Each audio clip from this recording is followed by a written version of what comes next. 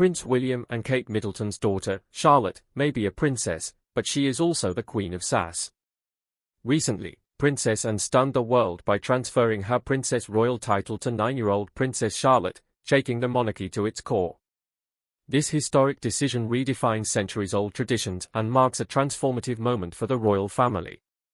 For decades, Anne has personified the roles duty and sacrifice, but now Charlotte steps into the spotlight, carrying the weight of history.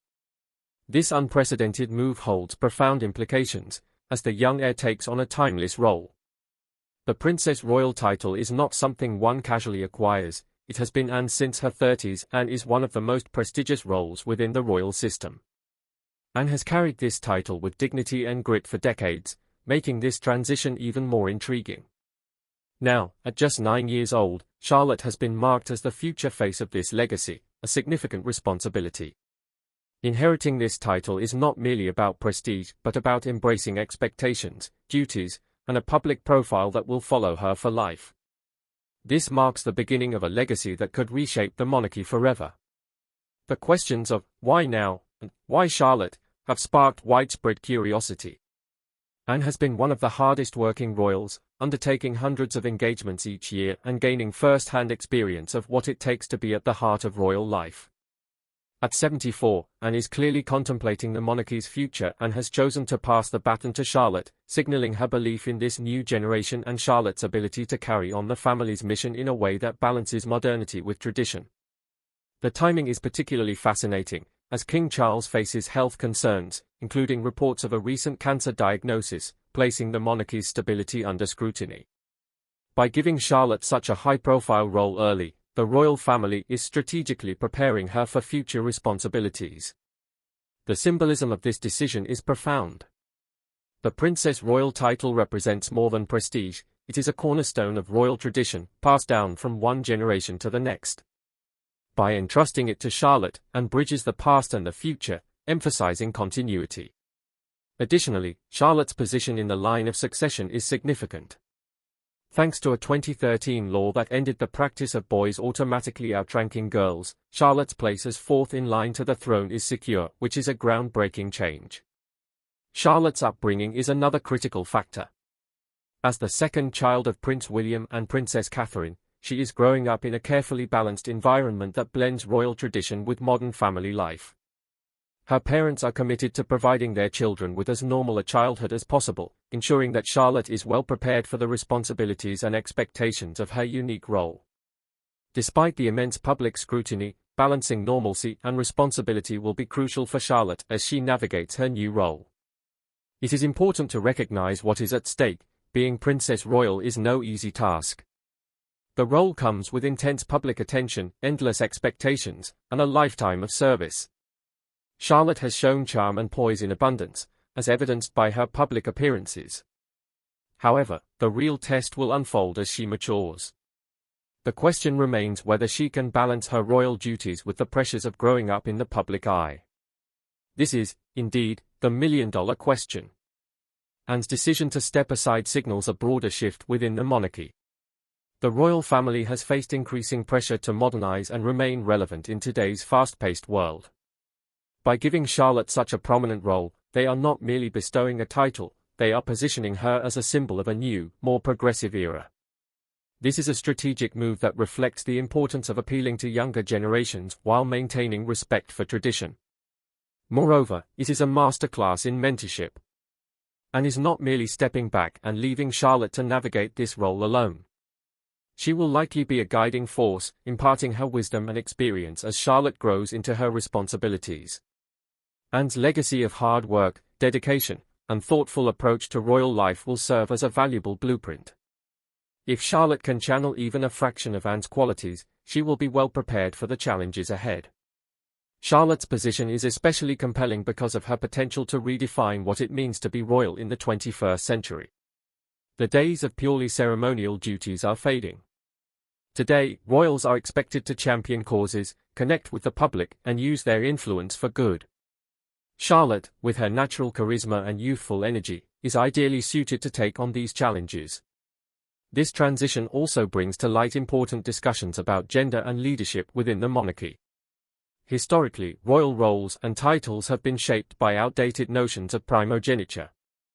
However, Charlotte's rise to prominence demonstrates the royal family's willingness to embrace change. By elevating a young girl to such a significant role, they are sending a powerful message about equality and the evolving nature of the monarchy. The public's reaction to this news has been a mix of excitement and curiosity. Charlotte has already captured many hearts with her confident demeanor and endearing public appearances. However, this new title comes with heightened expectations. People will closely watch how she handles the pressures of her role and what kind of impact she will have on the future of the monarchy. As Charlotte grows into her new position, she will have the opportunity to carve out her own identity within the royal family. While she will undoubtedly draw inspiration from Anne's legacy, she also has the chance to bring her unique perspective to the role. Whether through charitable work, public advocacy, or other initiatives, Charlotte has the potential to make a lasting mark on the monarchy. The decision to designate Charlotte as the new Princess Royal marks a pivotal moment for the British royal family, shaping its future in unexpected and significant ways. As the youngest symbol of continuity and progress within the monarchy, this move is not merely about addressing present needs, it is also about securing the institution's future in an era increasingly skeptical of traditional systems. To remain relevant, the royal family must invest in the younger generation, offering them meaningful roles that reflect a commitment to evolution and adaptability. Charlotte's new title is a crucial part of this strategy. However, the challenges ahead are daunting. The royal family operates under constant scrutiny, where every misstep is magnified exponentially. Yet, all indications suggest Charlotte is prepared to rise to the occasion, and her role could make her a transformative figure in the monarchy's evolution. This development sends a clear message about the royal family's long-term vision. By granting Charlotte this opportunity at such a young age, they are not just preparing her for the future but also signaling the direction they want the monarchy to take. It reflects a balance between continuity and change, an equilibrium that is more critical than ever. Charlotte's journey as Princess Royal is only beginning, but it holds the promise of a fascinating narrative. As she steps into this role, she will carry not just a title but also the hopes and expectations of an entire nation. While it is a considerable responsibility for a 9-year-old, with the guidance of Princess Anne and the unwavering support of her family, Charlotte seems poised to become a defining figure in the next chapter of royal history. To grasp the full significance of this title transfer, it is essential to understand the unique nature of the Princess Royal role. Historically reserved for the eldest daughter of the sovereign, this title has long been associated with a profound sense of duty and service. Princess Anne exemplified this through her decades of dedication to various causes, including her work with Save the Children and numerous other charitable endeavors. Passing this title to Charlotte is not merely a symbolic act, it represents both a challenge and an opportunity to uphold this legacy of service. Charlotte's early exposure to public life has already laid a foundation for her to embrace this responsibility. From attending significant royal events to engaging warmly with the public, she has demonstrated a natural ability to connect with people, a quality that will be invaluable as she grows into her role. Her charm and warmth in these interactions suggest she is well suited to the demands of royal life. In this modern age, having a young Princess Royal signals the monarchy's willingness to adapt and embrace change. The British monarchy, an institution deeply rooted in tradition, has often faced criticism for being slow to evolve. By elevating Charlotte to such a prominent position, the royal family is taking a decisive step towards modernization. This forward-thinking move acknowledges the need for evolution within the institution while reinforcing its enduring commitment to public service and continuity. This move acknowledges the importance of engaging with younger generations and addressing contemporary issues. Charlotte's role will likely involve a blend of traditional duties and modern initiatives. She may take on ceremonial roles, such as representing the monarchy at official events, while also championing causes that resonate with her generation. Issues like climate change, mental health, and social equality are likely to feature prominently in her work, reflecting the evolving priorities of the monarchy. This transition also emphasizes the significance of mentorship within the royal family. The decision to pass on her title is not merely about relinquishing a role but also about guiding the next generation. The experience and wisdom of her predecessor will be invaluable as Charlotte navigates the complexities of royal life. This mentorship will provide her with a solid foundation as she grows into her responsibilities. While the title of Princess Royal carries significant weight, it also offers Charlotte a unique platform to shape her own identity. Unlike her siblings, who may have different roles within the monarchy, Charlotte's position allows her to carve out a distinct path.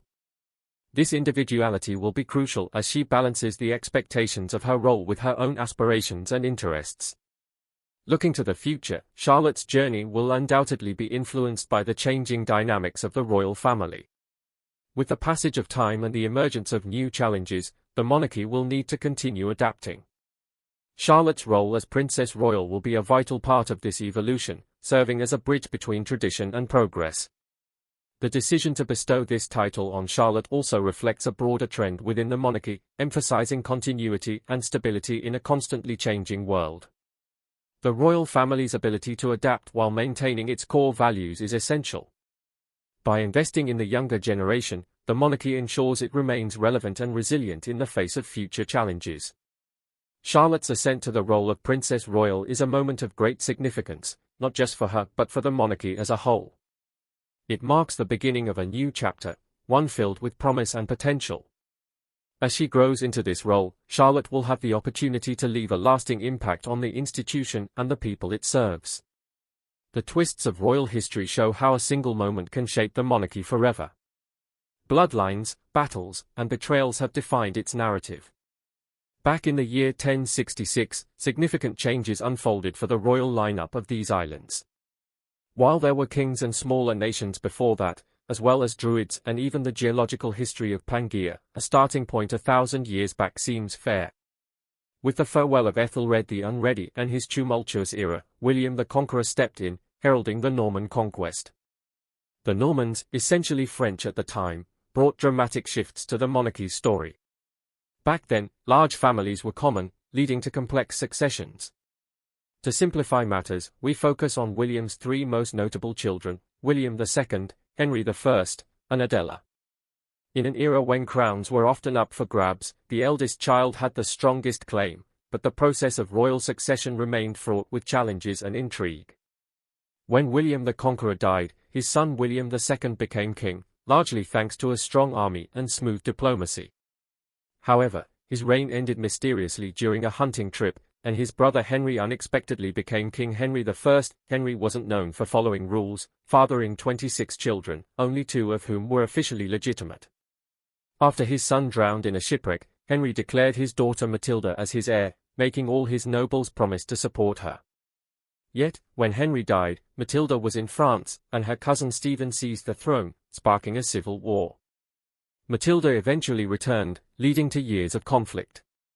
While she ruled parts of England, her lack of a coronation left her royal status uncertain. Stephen's children either didn't care about the throne or had taken religious vows, so the crown passed to Henry II, Matilda's son. Henry II had 4 sons, young Henry, Richard the Lionheart, John, and Geoffrey. He tried to prevent future conflicts by crowning young Henry as co-king during his lifetime, but this backfired spectacularly. Young Henry rebelled, another civil war broke out, and he ultimately died of dysentery. Richard the Lionheart then inherited the throne, but his crusades left John in charge, leading to disastrous policies. John's reign brought the Magna Carta, laying the foundation for constitutional governance. The lineage continued with a series of Edwards, beginning with Edward I, known as Longshanks. Edward II was overthrown by his wife, and Edward III's 5 sons left a complicated legacy. None of Edward III's direct descendants inherited the throne without controversy, leading to the rise of Richard II, who was deposed by Henry IV. This turmoil led to the Wars of the Roses, a bloody conflict between the descendants of Edward III, where kings were swapped like trading cards. Eventually, Henry VII united the warring factions by marrying Elizabeth of York. Henry VII's reign brought stability and clear inheritance rules, oldest sons first, then daughters if there were no sons. His son, Henry VIII, famously broke with the Catholic Church and had 6 wives. When Henry VIII died, his only son, Edward VI, took the throne at age 9 but died at 15. Edward named Lady Jane Grey as his successor, bypassing his sisters Mary and Elizabeth. Lady Jane ruled for 9 days before Mary took the throne, executing James. Mary's reign ended childless, leading to Elizabeth I, who ruled effectively but also left no heirs. The royal lineage then merged with Scotland's, as James VI of Scotland became James I of England in 1603. His son Charles I was executed during a rebellion led by Oliver Cromwell, who abolished the monarchy temporarily. Cromwell's son failed as Lord Protector, prompting the restoration of Charles II. Charles II had no legitimate children, so his brother James II became king. James II's Catholicism caused tensions, leading to the Glorious Revolution where William and Mary were invited to rule. Their childless reign passed the throne to Queen Anne, who also died without an heir. To prevent further disputes, Parliament designated Sophia of Hanover's descendants as the new royal family. This brought George I to the throne, starting the Hanoverian dynasty. George I, George II, and George III followed, with the latter losing America but stabilizing the monarchy. George IV and William IV reigned without legitimate heirs, paving the way for Queen Victoria, who ruled for much of the 19th century. Victoria's son Edward VII succeeded her, followed by George V. Edward VIII abdicated for love, leaving his brother George VI to lead during World War II. When George VI died, his daughter Elizabeth II became queen in 1952. She ruled longer than any monarch, eventually passing the crown to her son Charles, with the line of succession leading to his son William and grandson George. The British monarchy's history is filled with power struggles, betrayals, and evolving rules. Does it still matter in today's world? Share your thoughts and join us for more stories from history's ever-turning pages.